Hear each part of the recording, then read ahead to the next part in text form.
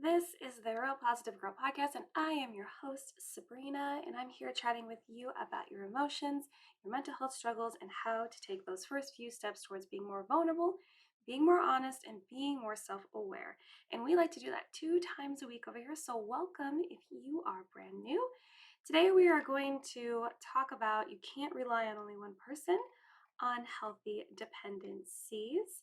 But before we do that, let me just ask you a quick question. Just one quick question, Have we become friends online? If yes, let's make it more real by sending me a message. Let's connect. Let's say hi. Let's get to know each other a little bit. And, just be like, hey, hi, how's it going? And if not, I encourage you and implore you to check the show notes below for my name on all socials. I am at Sabrina Joy Perozzo on both Instagram and TikTok. So send me a message. And on Twitter, if you dabble in that, I am at Real Sabrina Joy. So come on by and just say hi, friends. I'd love to chat with you. One more question for you just before we get into the nitty gritty. Have you signed up for the weekly newsletter?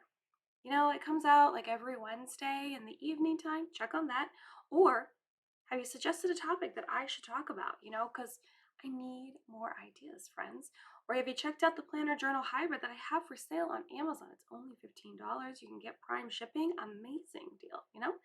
If not, take a peek at all of those things in the show notes. You'll find all the links there. I would appreciate it. Share it with friends. That would be absolutely amazing. And one last thing, I'm also asking for anyone that would like to support my goal of sharing mental health and mindset content online full time to become a monthly donor over on my Patreon. The link for that is also down in the show notes below. So check all that out. I would love it. Thank you so much. But, let's just jump right into the topic, and I will look forward to saying hi to you on socials. Again, we are talking about you can't rely on only one person, unhealthy dependencies. So last week I had a mental health crisis. Yeah, it sounds so weird to call it that, like a mental health crisis, but that's what it's called when you start to deteriorate in your mind. And I laugh because it's uncomfortable. It's an uncomfortable thing for me, but it's real, right? But yeah, when you start to deteriorate in your mind and you're falling more and more into like a depression, depressive state, and basically can't figure your crap out. That is my definition for you. You are welcome to go online and look up a more specific definition. But yeah, it was a true crisis for sure.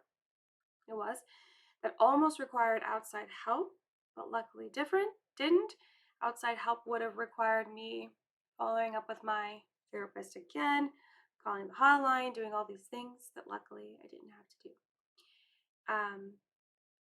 And you might be thinking like, why are you sharing this with us, Sabrina? Are you trying to like get sympathy or have people feel bad for you? Absolutely not. I share the things that I go through from a perspective of really thinking deeply about it because I know that I'm not the only one. I cannot be the only one actually struggling with these kinds of things. And I want you to know that you're not alone if you are struggling with this, but also the things that I've learned from going through these experiences. And I believe that it's really important and valuable information to share with everyone because it could help prevent you from having to go through that. Or if you're in the middle of it, maybe get out of that state and experience sooner than you would. You know what I mean?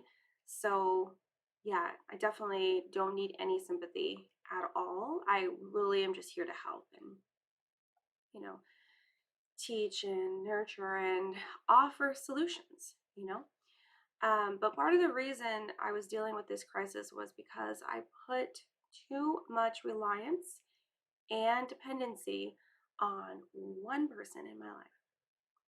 Too much. Too much. Even now thinking about it, it's just like, man, it just sucks. Because I won't even get into the like devastation that they felt or might still be feeling. Plus it's not really mine to share.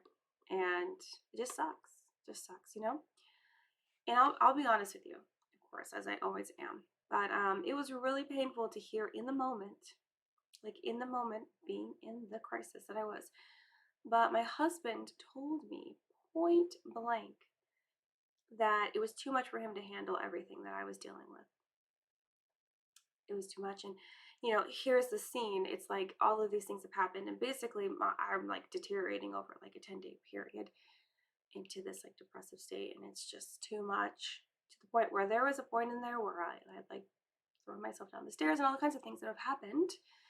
But the point where this actually happened is that he finally told me that this is just too much to bear. This is a lot. This is a lot. And I just fell down on my knees crying and begging him, please, I don't have anyone else. I don't have anyone else. And I feel like it's more sad reflecting back on it than it was actually in the moment. And it was heartbreaking. It was really, really, really, really painful to hear in the moment. And of course, he tried to comfort me and encourage me as I was sliding deeper into the depressive state, but it wasn't enough, and that's okay. Now, maybe in the moment, not maybe, yes, in the moment, I thought that it would be, because I think it had in the past been enough, but it just wasn't. And I don't have any friends close enough to call and talk to them about what I was feeling. And there was one friend I was going to call, but I didn't, you know, that was my own mistake, of course. So naturally, I was really lonely, and my husband was the only one I could see being helpful because he was the one there in my house. But it was too much of a burden for him, and I don't blame him, like at all, like at all. I might have like in the midst of it and just been like, I was heartbroken and I was so sad, and I was just like, great, I am like zero people to call, zero people to help. I am alone. But really reflecting back on it, like I don't blame him. I actually like think it was really good that he actually enacted those boundaries in that moment. It needed to happen. And I've felt that way in the past when he has been like going through stuff, but me like feeling like it might be a lot to deal with what he's going through. But being a people pleaser, I carried the burden as my own and seemed to like make it through. I was just like, this is what we're doing. And just because I didn't speak up doesn't mean that I'm like better or stronger in any way. I just want you to know that it actually means that I I'm weaker, in upholding boundaries and knowing what I should bear and what I shouldn't, to be honest with you. Like I should have been like, no. There are definitely times where I can reflect and be like, no, this is too much. It also wasn't as bad with him than me because he has parents and friends to call, so there was a bit more balance in what he was going through and bearing that, and taking the burden of that than what I was going through, for sure. But that's one of the key points to remember. There needs to be balance. If there isn't balance in your relationships in regards to how much need to put on someone to help you, be there for you, understand your problems, comfort you when you're down, and support you as you heal, it will start to fall apart. Like, if you don't have that balance, if it's just too one sided, if the seesaw is hitting the ground in a way, and when you rely on one person for everything in your life, you know, the relationship will start to suffer. And you might say to yourself, oh, it's not everything. But if you ask yourself honestly and take a step back and widen your perspective of like, whether it's your spouse, or your partner, or your best friend, or whomever, your parents even, like ask yourself if everything that you go through is always to that one person, then the relationship might be at risk of suffering, or maybe it already is. You just don't realize it because you're too focused on what you're going through and not actually what the other person is having to deal with, and the burden that they are shouldering and how that feels for them. And so the relationship can definitely start to suffer. And this doesn't have to be like a romantic relationship. Again, this can be a friendship or like a mentorship too, right? Someone that you look up to. It can happen in any relationship where you only go to one person for like all of your needs, or all of your needs in that like one area. Like even if you were to go to one person for all of your needs in regards to like your career or something, right? You just go all of your needs to that mentor. It might seem very like efficient and common sense to like only do it to them, but it actually, if you're doing it to them all the time and it's never like spread out and it's constant, it can still feel like a lot. It can still feel like a lot. And when this becomes like too much, you risk like unhealthy dependencies, power dynamics, and possibly like separation in the relationship. So that kind of brings me to what I want to talk about today, which is I want to share with you 5 reasons you can't rely on one person for everything. And this includes your spouse, which is like the most recent experience that I've had with that. And again, it's not a bad thing. It's actually a good thing. It's actually a thing that will help you to better understand the boundaries that you need, even in partnerships and marriages where you are just together and you're sharing a life together and a lot of things are together, but you still need boundaries so for it to be the healthiest it can be. Before we jump into the tips, as always, I want to let you know that that these tips and advice are all based on my own knowledge and research and my experiences and the experience of those that I am able to share. If you feel like what I'm about to share with you does not align with what you feel would be helpful in understanding why you shouldn't rely on one person for everything, I encourage you to seek the counsel of a therapist or a counselor and have that one-on-one chit chat relationship with them to figure out what would align best with you in understanding why you can't rely on one person for everything. If you don't want to do that, I do encourage you to go to our best friend, Google, right? And type that in, like, why can't you rely on one person for everything? Or even like unbalanced relationships, unhealthy dependencies. Those are great keywords. And look it up for yourself. If you feel like what I'm about to share with you, or if you do listen to it and you're like, that doesn't work for me, totally fine. I totally get it. Okay, let's go ahead and jump in. Again, 5 reasons you can't rely on one person for everything, including your spouse. Number 1 is that you lose your independence. You lose your independence. Now, before I get into any of this, I know that into this one at least, sometimes people can make the mistake. I know that this might sound harsh, but some people can make the mistake of getting into a partnership, into a marriage, without even like had grown their own independence. It's like as if they go from their parents' house to a marriage or they go from their parents' house to college to a marriage, and they haven't really done a lot of work on being their own person and being independent. So you might feel like you're already at a loss here, which isn't technically true.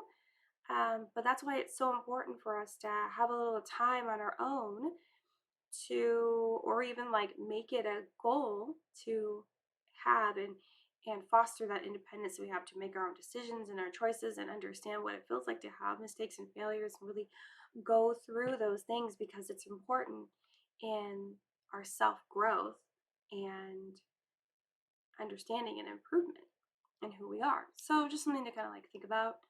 I don't want you to feel like, if you feel like you don't have any independence at all, I'm sure you do have at least a little bit, but it also is just like another encouragement that despite being in relationships, we should still be fostering, our independence. But yeah, the first one is you lose your independence. So you start to give up on your own thoughts and your own opinions about things. You start allowing someone else's opinions to dictate what you can and what you can't do, right? You're just literally handing over the power of who you are, say goodbye to autonomy, and just be like, do everything.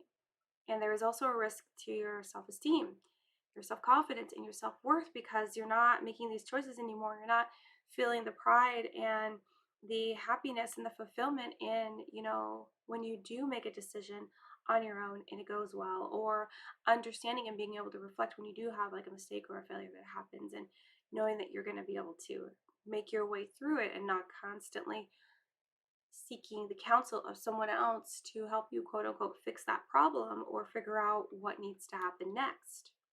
So when you're just relying on one person, whether it's your spouse or someone else, to give you all your thoughts and opinions, you will lose your independence. And let's say there's a time where they're not there anymore. And I'm not saying that that person like leaves you. I'm just saying, like, what if they're gone for a little bit while you're going through like this really big deal experience, or you do, that relationship does go away for whatever reason?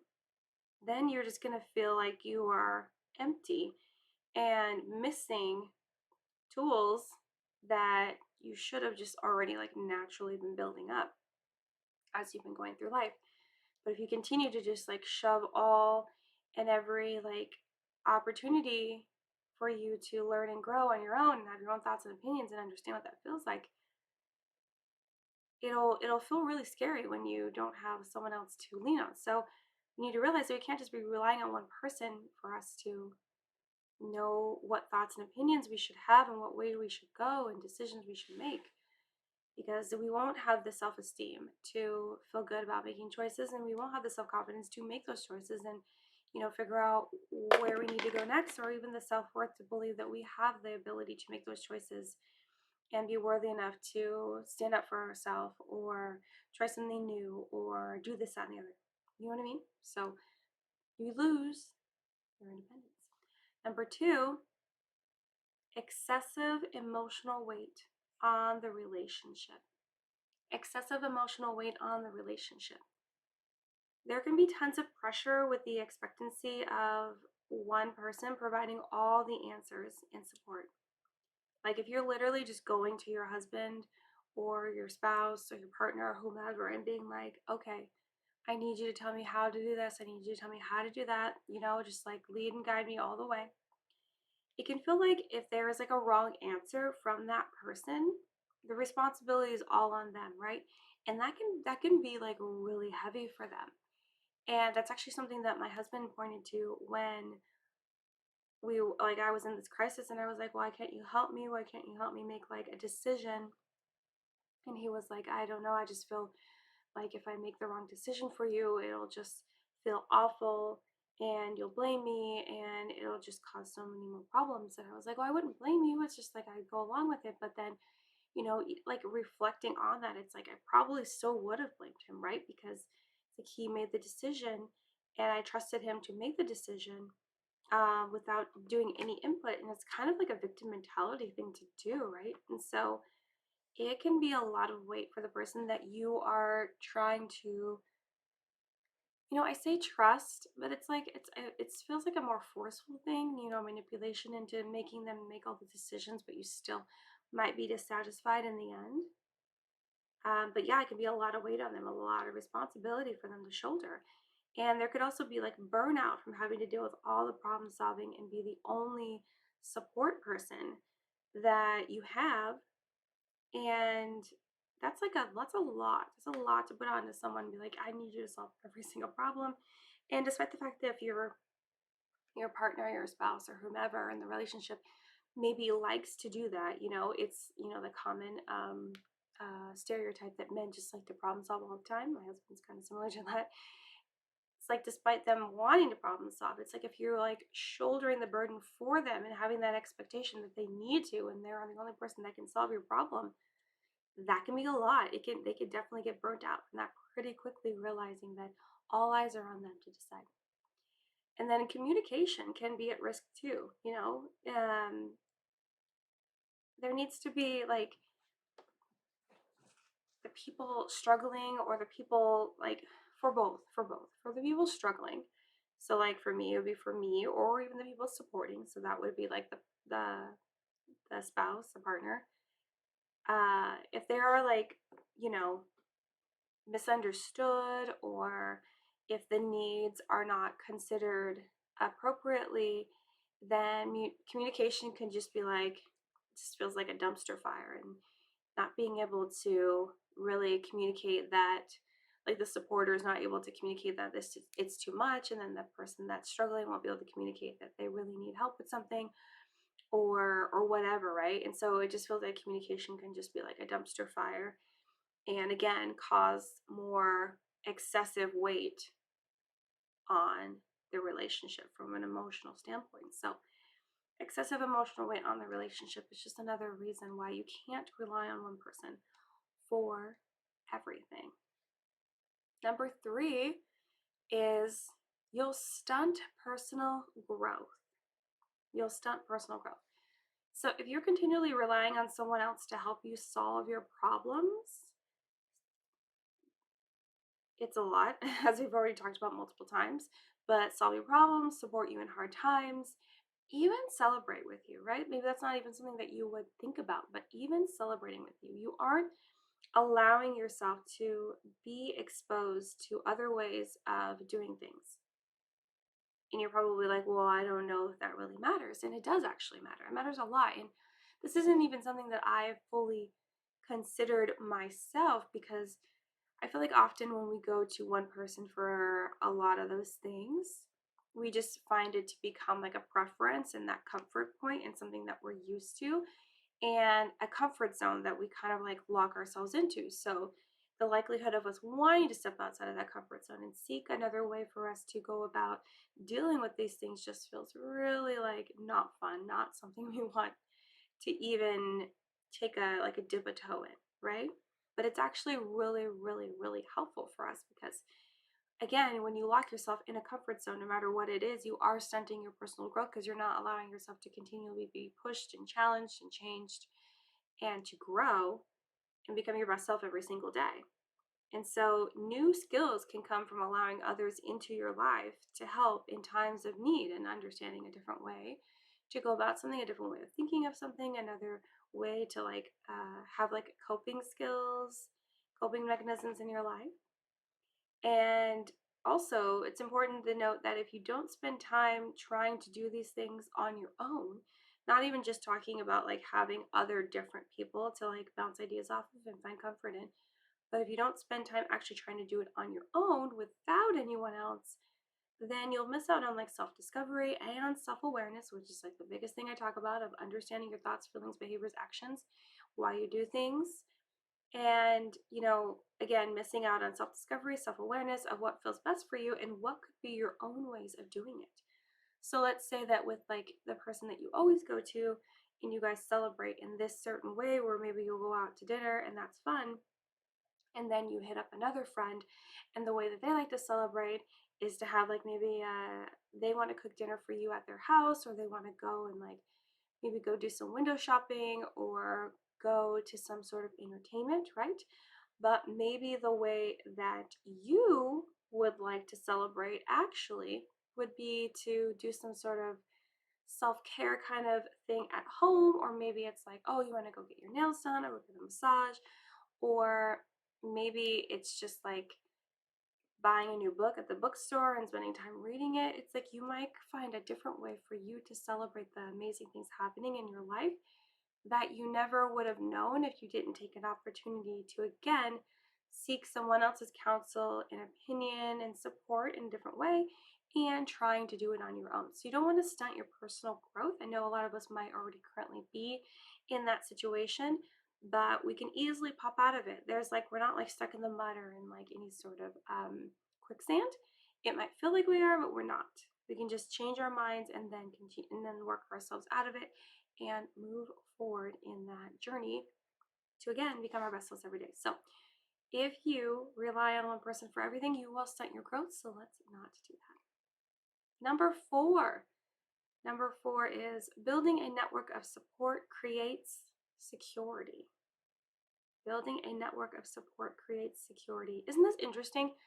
I found this one to be the most interesting when I was researching this topic, because of course this topic was born out of my own personal issues, but I knew that it was immediately important. I feel like a lot of my content recently is coming out of pain that I've experienced, but hey, that's totally fine. Like literally, it's totally fine, because I'm able to help myself, but also help you guys and people to come in the future that will experience these experiences, this stuff.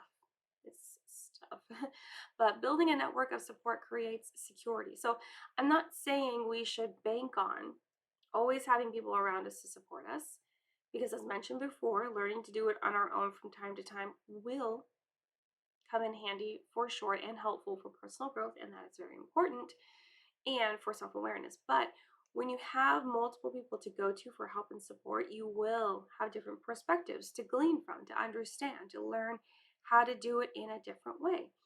And you'll also have different times for availability, meaning you should always have someone to reach out to, and there is less risk in burdening one person with the stress of providing support. So, in theory, it's like if you have 3 or 4 people in your network to reach out to when you're having a hard time, if one person isn't available, there's likely to be someone that is available that you can reach out to and you can talk to them about it. And then maybe the next day you can reach out to that other person that wasn't available and get their take on it, right? And it's just nice to have like a couple people to reach out to, depending upon who's available and who would actually be really good to talk to about that specific thing that you're going through. You know what I mean? Um, but yeah, so it's really important to just see that there's different availabilities, different perspectives, and then there's less risk of burdening one person with the stress of providing support, which I know can sound a little harsh when you say that, of like the burden of providing, the burden of getting stressed while providing support. But we can all only handle so much before it becomes just like too much and we can't help anyone, even ourselves, right? And so I just want to urge you to understand that we don't want to put someone out of commission just for the sake of our needs, just for the sake of helping us. Because again, it might feel good to get your support and help from that person. But if they just are not emotionally available to do that, then you don't want to force it, and then they're not emotionally available for you for a longer time and even to themselves, which would be a detriment to being able to kind of like reset and refill themselves, because we have to still put ourselves first so that we can continue to help other people on the regular, if that makes sense. But yeah, it's so important to just have that network of people around you that you can go to. However, the one thing that I will caution you to, and something that's said kind of often, when we're talking about sharing what's going on in our lives, is that we don't want to tell too many people, right? So that's why it's like you have to develop a very secure network of a few people in your life that you're willing to share what you're going through with, that you can talk to, but you don't need to tell the whole world everything that's going on, because that's actually a symptom of not having boundaries at all, which is just sharing everything that's going on with you, no matter what, even if it's like really deep, dark, kind of things that really only require a couple people knowing. And a lot of times the reason that that's being shared is because that person doesn't feel like they're getting enough attention or support, and they lack boundaries because they lack a connection with people, and that's what they're trying to find, and they're trying to get that by telling as many people as possible. Also, sometimes dealing with a victim mindset. So again, building that network, it really only needs to be like a small subset of people. It doesn't need to be you sharing it with everyone everywhere. And now you might think, well, Sabrina, you just told us about what you're going through to however many people are going to listen on the internet. Yes, I did. But I feel like I'm telling just you, like you that are listening. And I definitely am not going to, I don't know, I might share it maybe another time, but I don't feel like it's that way. I'm not constantly trying to be like, hey, telling like real, like people that I see every day, everyone, my problems directly. If they hear about it because it's on the internet, then that's fine. But I just see it in a different way. It's more of like, this is what happened and this is what we should do to get through those hard times. You know what I mean? So anyway, just be careful with building a network of people. Make sure you can trust them and know that it doesn't need to be like 20 people. Maybe it just needs to be like 4 or 5 people. I don't know. You'll find your perfect amount that you need. So building a network of support creates security because you feel secure in the fact that there will be someone there available to help you and support you in whatever you are going through. Okay, number 5 at the end of our list is unhealthy dependencies can turn into codependent relationships. Unhealthy dependencies can turn into codependent relationships.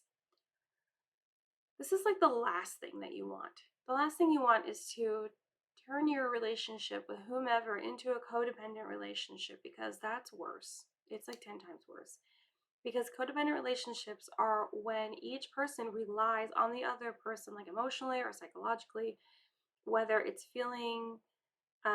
feeling of being like responsible for that other person. So you feel like you have to go above and beyond to kind of like nitpick and like micromanage everything and do everything, or only needing them to help with their problems, or even feeling the need to stay in the relationship because there are abandonment issues, right? Like you don't want to abandon them, or like you don't want to leave the relationship despite feeling like it's overly burdensome of them trying to be responsible for you, but you um, will feel abandoned if that happens, right?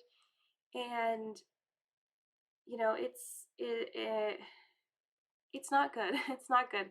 And a typical codependent relationship involves like someone that's codependent and then like a narcissist, but that doesn't always have to be the case. It's just like when you unhealthily are relying on that other person to get this like fulfillment that you feel like you need, again, feeling like you're taking care of someone and that is like your whole life goal, and the other one is just like, oh, needing to like provide support and stability and all this stuff, as opposed to being able to be autonomous and like separate people coming together to be together, but also have that separateness and togetherness, as opposed to like you can only be together, and if you're not together, then everything is wrong and you will not have a fulfilled life. You know what I mean?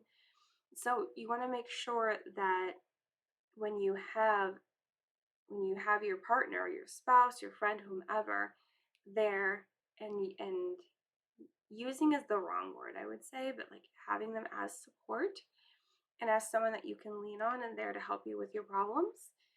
Again, you don't want it to extend so far as to forcing them, or not forcing them, but like kind of manipulating them into feeling like they need to take care of you, or they just decide to take that upon themselves as that burden, and then it just, again, the relationship goes downhill real quick. So, and it's not to say that if you become codependent that you can't come out of that. You can. I used to definitely be really codependent and I've come out of that, but it's going to take a lot more work. And if you're not there now, it's better just to prevent it rather than like slipping into that and then having to like, backpedal out. You know what I mean? So just be aware of that. Unhealthy dependencies can turn into codependent relationships, and it's just absolutely unnecessary. And having that unhealthy dependency on someone else when you need to work on being able to depend on yourself and have trust and believe in yourself of doing things on your own, and being okay with going through the pain and the struggle that mistakes and failures will bring sometimes in your life is okay. And then knowing that you can trust other people in your life. You just have to make sure you find those right people that can also love and support you. And even if it takes you a while to find the perfect people that will understand you, just know that with those relationships, generally it goes both ways. So you're going to need to know how to have active listening skills and be there for them as well as them being there for you. And again, they might not come to you for everything they're going through because maybe you know more about one subject than another, but just being there and like offering to have that relationship, which again is a two-way thing. A lot of times codependent relationships are like a one-way for certain things, and again, that's not what you want. So, but that's all I have to share with you on like 5 reasons why you can't rely on one person for everything, including your spouse. The overall message I want to send to you is that if you are really dependent on one person in your life for helping you solve all your problems, support you, talk you off a cliff, all of these things, it can get really heavy and really burdensome for that one person, that they might need to enact finally some boundaries to say they can't handle it, which is what I was talking about at the beginning of the episode.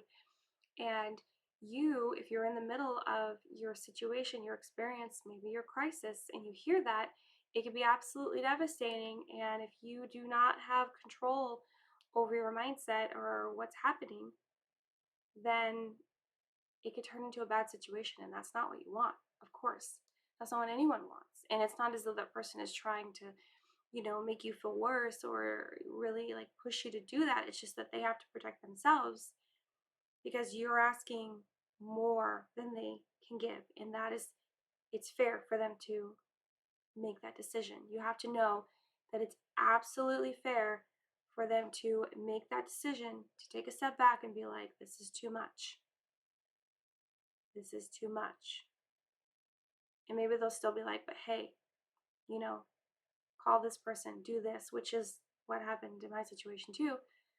But it still hurts to be like, oh, you can't help me. But it's like, yeah, we need to build up more people, a bigger network of people to be helpful, bigger opportunities to learn new perspectives, and actually have a community of people. And I feel like that's the overall like utopian goal that would be absolutely amazing if we all had that. So, anyway. That is everything I wanted to share with you in regards to, again, 5 reasons you can't rely on one person for everything, including your spouse. Thank you so much for listening to the Real Positive Girl podcast. Again, with me, Sabrina. I urge you to check out everything that's in the show notes, including coming to say hi to me and becoming friends online on social media, signing up for the weekly newsletter on Wednesdays, suggesting a topic. There's also anonymous venting and being a monthly contributor through the Patreon for the show so I can do this full time for everyone. That's all. So until next time, have a good one, and I will see y'all next time. Bye.